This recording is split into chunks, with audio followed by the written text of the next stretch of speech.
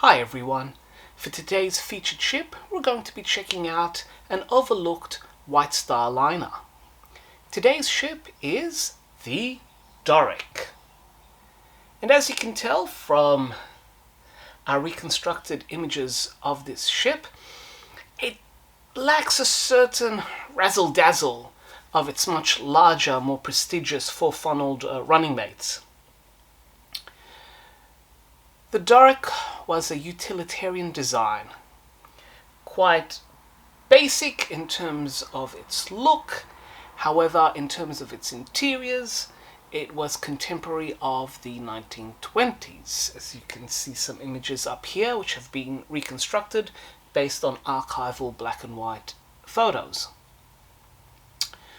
The Doric entered service on the 8th of June 1923, and its vital statistics were as follows.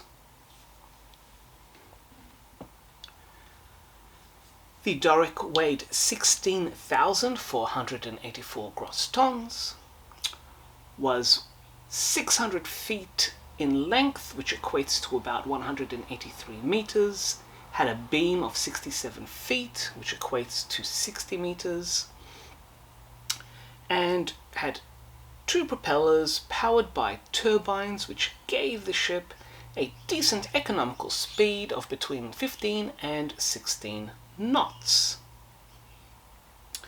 At most, the ship could carry 2,271 passengers. The Doric also featured some rather distinctive davits. However, they were removed and replaced by more standard types in a refit in 1930.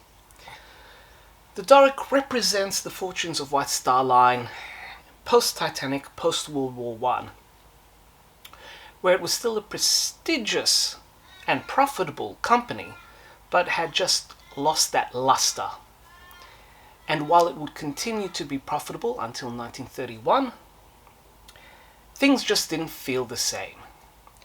With Doric, it would operate on the Canadian run until it was refitted, and then as the economic situation worsened with the Great Depression of the early 1930s, it was used more and more on cruises.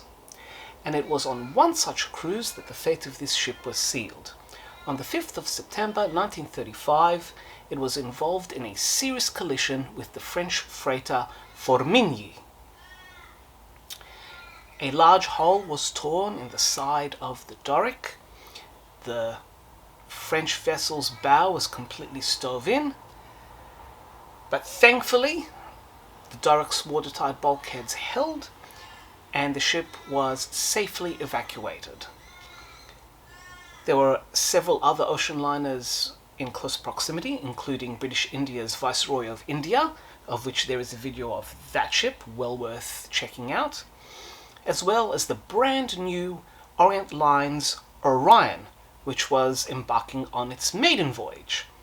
These ships, along with several others, came and ensured that all passengers and crew were safely evacuated. While the Doric did not sink and was able to proceed under its own power after some temporary repairs were undertaken in Vigo, Spain, it was decided that, even though the ship was really only 12-13 years old, in the light of the dire economic circumstances, that the ship was classified as a constructive total loss and was sent to the scrap yards.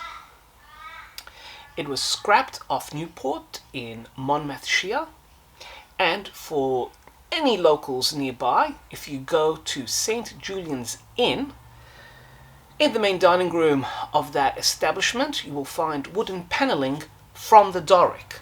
So while most of the ship is now long gone, at least some of it does exist in this establishment. So highly recommend anyone going there, having a pint, having a meal, and enjoying the beautiful interior decor that was saved from the Doric. In addition to this, there are plenty of books.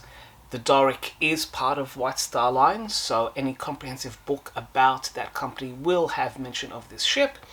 I've mentioned in the past Falling Star, an incredible book about all the ill-fated White Star vessels.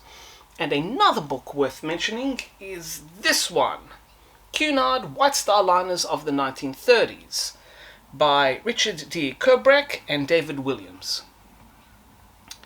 This book looks at the fusion of Cunard and White Star Line in the 1930s, when they were briefly Cunard White Star, and basically looks at the fleet at the time and what happened to them, and the Doric features within this as well, including some excellent photos showing its before 1930 refit and its post-1930 configuration, as well as some beautiful black and white photos of other period liners that were in service during this time.